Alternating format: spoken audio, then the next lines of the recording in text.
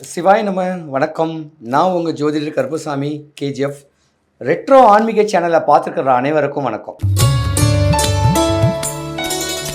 தனுசு ராசிக்கு அதிபதி குரு பகவான் பிரகஸ்பதி.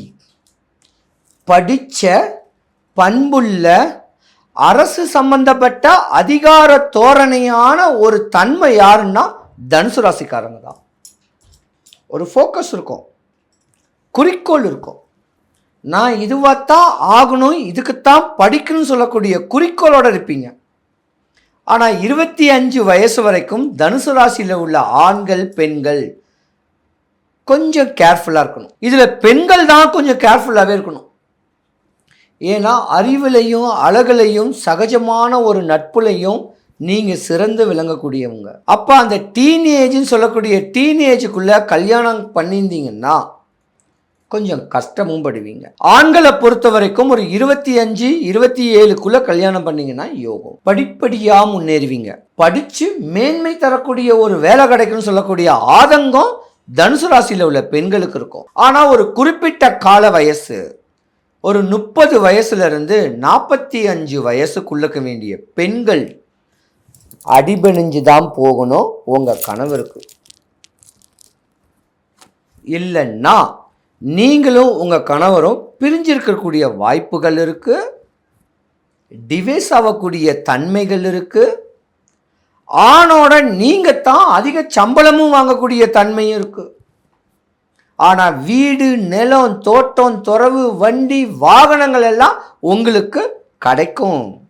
தனுசு ராசியில் உள்ள ஆண்கள் நிழலில் இருந்து வேலை பார்க்கக்கூடியவங்க. ஃபேன் காற்று, ஏசின்னு சொல்லலாம். இந்த காலத்தில் ஒரு சூப்பரான வாழ்க்கை. ஏசி கார்லேயே பிரயாணம் பண்ணக்கூடிய தன்மைகள்லாம் உங்களுக்கு உண்டு. ஆனால் நீங்களும் கஷ்டப்பட்டிருப்பீங்க. சின்ன வயசில் கஷ்டப்பட்டாலும் ஒரு கட்ட கால வயசில் உலகமே புகழக்கூடிய தருமை, ஊரே புகழக்கூடிய தருணம் உங்களுக்கு உண்டு. ஒரு ஜுவல்லரி கடை வச்சுருந்தா கூட பெயர் போகக்கூடிய ஜுவல்லரி கடை, ஒரு ஸ்டோர்ஸோ ஏதோ ஒன்று உங்கள் வாழ்க்கையில் அரசாங்க உத்தியோகம் கேட்குறது ஒரு பக்கம் உறுதி. ஆனால் தனுசு ராசிக்காரர்களையும் கால தாமதமாக தான் திருமணம் நடக்கும்.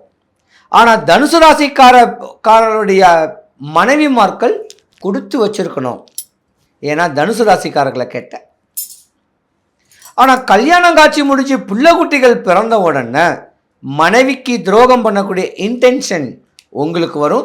தனுசு ராசிக்கார உள்ள ஆண்களுக்கு தாயும் எதிரி, தகப்பனும் எதிரி ஆகிறதுக்கு யாரோ ஒருத்தர் உங்களுக்கு எதிரியாக வாய்ப்பு இருக்கு. தனுசு ராசிக்கார உள்ள ஆண்களுடைய அண்ணனோ தம்பியோ உங்க கூட இருக்கிறது கஷ்டம். அவங்களுக்கு விரயமாகலாம். அண்ணன் தம்பிக்கு இன்னல் துன்பம் வரலாம், துர்மரணமும் ஏற்படலாம். இது விதி.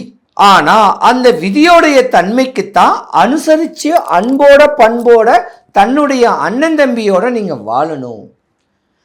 தம்பிக்குடையான் படைக்கு அஞ்சான்னு ஒரு பழமொழி இருக்கு. அப்ப தனுசு ராசிக்காரங்களுடைய அண்ணன் தம்பியோடைய ஹோப்பு உங்க வாழ்க்கைய உச்ச நிலைமைக்கு கொடுக்கும். தனுசு ராசிக்காரங்க 40 வயசுலேருந்து 45 வயசு வரைக்கும் உங்க ஆரோக்கியத்தை பார்க்கணும், குவாலிட்டியான ஃபுட்டு சாப்பிடணும். ஆனால் தனுசு ராசிக்காரங்க மனைவிக்கு துரோகம் பண்ணக்கூடிய ஒரு வருஷமும் இருக்கு. 35 வயசுலேருந்து 45 வயசு வரைக்கும் அப்படி பண்ணால் உங்கள் சாம்ராஜ்யம் சரிஞ்சு போகும். தனுசு ராசியில் உள்ள பெண்கள் தெய்வ கடாட்சியம் உடையவங்க. தெய்வம் தான் சொல்லுவேன். குடும்பத்துக்காவையும் புருஷனுக்காவையும் கல்லு மண்ணு சுமந்தாது உங்க குடும்பத்தை, நம்ம குடும்பத்தை காப்பாற்றணும்னு சொல்லி ஓடக்கூடிய தன்மை தனுசு ராசி பெண்களுக்கு தாங்க உண்டு. ஆனால் அவங்களையும் நீங்கள் அவமானம் படுத்துவீங்க. மற்ற ராசிக்காரங்க கெட்டிருந்தீங்கன்னா தனுசு ராசி பெண்களை அவங்களும் கணவன் மனைவியோட சேர்ந்து வாழ முடியாது. ஒரு சில ஜாதகம் தனுசு ராசிக்காரங்க படத்துக்கு நிறையா ஃபைனான்ஸ் பண்ணுவீங்க. காரு, வண்டி, பங்களாவில் லக்ஸரிஸான ஒரு வாழ்க்கை வாழ்ந்து அந்த புகழ்ச்சியிலேயே நீங்கள் நஷ்டமாயிடுவீங்க. ரொம்ப கவனமாக இருக்கணும் தனுசு ராசிக்காரங்க. அர்த்தாஷ்டம சனி பகவான் உங்கள் ஜாதகத்தில் இருக்கு. ராசிக்கு 7வது வீட்டு மிதுன ராசியில தான் குரு பகவானுடைய பெயர்ச்சி. தனுசு ராசிக்காரங்க உள்ள ஆண்கள் மறுபடியும் பெண்கள் மேல மோகங்கள் இருந்தா உங்க குடும்பம், நீங்க, உங்க சாம்ராஜ்யம் சரிஞ்சு போகும். மற்றது மேல மோகம் வைங்க, சம்பாதிக்கிற மோகம் வைங்க, நிலம் வாங்கணும் மோகம் வைங்க, கார் வண்டி பங்களா வாங்கணும் மோகம் வைங்க. அடுத்தவன் மனைவி மேல ஆசை பாசம் வச்சு மனைவிக்கு துரோகம் பண்ணா நீங்க மாட்டிக்குவீங்க. ஏன்னா உங்க வீட்டுக்கு நேர் வீட்டில் தான் சனி பகவான் நீதிமான் பேச்சியே இருக்கு. தனுசு ராசியில் உள்ள ஆண்கள் கொஞ்சம் கவனமா இருக்கணும். தனுசு ராசியில் உள்ள பெண்கள் மேன்மை அடைஞ்சு ஒரு பதவி கிடச்சி சம்பள உயர்வு கிடச்சி இதுக்கப்புறம் தாண்டா யார் யாரெல்லாம் நம்புறது, எவன் நல்லவன் எவன் கெட்டவன் அப்படிங்கக்கூடிய யூகிக்கக்கூடிய தருணம் இனிமே தான் தனுசு ராசி பெண்களுக்கு உண்டு. தனுசு ராசியில் ஆணா இருந்தீங்கன்னா உங்களை சார்ந்தவங்க, உங்க குடும்பத்தை சார்ந்தவங்க உங்களுக்கு சூனியம் பண்ணுவாங்க. இதே தனுசு ராசியில பெண்கள் இருந்தீங்கன்னா உங்க கணவன் வழியில, கணவனுடைய அம்மாவோ அவங்க யாரோ ஒருத்தர் உங்க வாழ்க்கையை பிரிக்கிறதுக்கும் பல பிரச்சனைகளை உண்டு பண்றதுக்கும் சூழ்ச்சிகள் பண்ண ஒரு சில ஜாதகத்துல உல்டாவா ஆயிருக்கும். மேன்மை தரக்கூடிய ஒரு நேரங்காலங்கள் இருக்கு. அரசியல் பிரவேசங்கள் உங்க ஜாதகத்துல இனி வருடங்காலத்துல இருக்கு. படிச்சுக்கிட்டு இருக்கக்கூடிய குழந்தைங்க நல்லா படித்து காலங்காலத்தில் கல்யாணம் பண்ணக்கூடிய தருணமும் உண்டு. தனுசு ராசியில் உள்ள பெண்கள் தான் கவனமாக இருக்கணும். டீனேஜ் குழந்தைங்க கவனமாக இருக்கணும். இந்த முகநூல், இன்ஸ்டாகிராமு, ஃபேஸ்புக்கிலலாம் போகாதீங்க, ஏமாந்துடுவீங்க. ஏன்னா சுக்கிரன் உங்கள் ஜாதகத்தில் உச்சமாக இருக்கும். சிறு வயசுலேயே ஏமாந்துட்டிங்கன்னா உங்கள் வாழ்க்கை டிப்ரெஷன் ஆகிடும். ஏன்னா நீங்களும் சித்தர் ஜாதகம். இந்த அவமானங்கள் படாமல் இருக்க தனுசு ராசி பெண்கள் கவனமாக இருக்கணும். மேச ராசி முதல் மீன ராசி வரைக்கும் இந்த மாதம் இனிமே என்ன நடக்க போகுது, என்ன பலன்கள் அடைய போகிறீங்க, எந்தெந்த ராசிக்காரங்கள்லாம் பலவீனங்கள் அடைய போகிறீங்க, பலவீனம் அடையாமல் பலன் பெறுவதற்கும் தன்னுடைய ஆசைகள் தேவைகள் பூர்த்தி ஆகிறதுக்கும் உண்டான தெளிவான ஒரு சின்ன வழிமுறை மட்டும் சொல்கிறேன், நல்லா கேளுங்க. என்னன்னா, உங்கள் ஜாதகத்தில் ஜாதக நோட்டில் ஒரு பேர் எழுதியிருப்பாங்க, ஒரு 3-4 லைனு.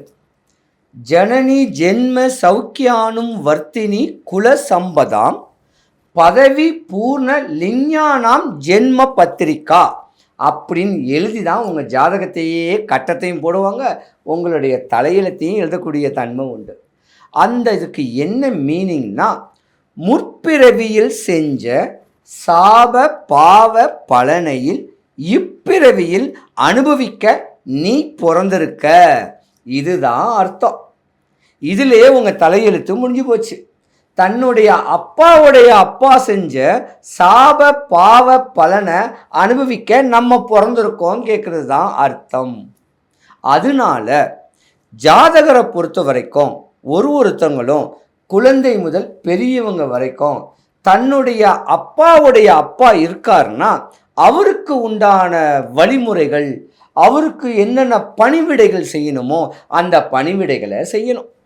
ஒருவேளை உங்கள் அப்பாவுடைய அப்பா இறந்துட்டாருன்னா அவருக்கு உண்டான திதிகளும் அவருக்கு உண்டான சாந்திகளையும் முறையாக கொண்டு போயிட்டு வந்தீங்கன்னா உங்கள் ஜாதகம் உச்சத்தில் இருக்கும். அதுதான் பூர்வ ஜென்ம புண்ணியஸ்தானம். அந்த பூர்வ ஜென்ம புண்ணியஸ்தானத்தை நம்ம தெளிவான அமைப்பில் இருந்தாவே குலதெய்வமும் நம்மளுக்கு சாதகமாயிரும், நம்ம முன்னோர் சாதகமும் வரும். அதுதான் முன்னோர் சொத்துகள். தாத்தா சொத்து பேரனுக்கு பேத்திக்கு தான். அந்த மாதிரியான தன்மை வரனால முன்னோரை நினச்சி நம்ம தெளிவான அமைப்பில் இருக்கணும். இயற்கையே அன்னை, இயற்கையை வணங்கணும். கடல், காடு, மலை, நிலம் இவங்களெலாம் நம்ம வணங்கணும். ஜீவ ராசி கொடிகளை வணங்கணும். மூலிகை செடிகளெல்லாம் நினைக்கணும். இப்படி இதுங்களோட தெளிவாக ஒன்றுடந்து வாழ்ந்துக்கிட்டு வந்தோன்னா நம்ம ஆயுசு பொதுவாகவே ஜாதக ரீதியாக 120 வயசு. ஆனால் இன்னைக்கு 75 வயசு 3 மாதம் 13 நாள் நீ உயிரோடு இருந்துட்டாலே சொர்க்கந்தான். ஆனால் இன்றைக்கி இருக்கிற நிலைமைக்கு அப்படி இல்லையே.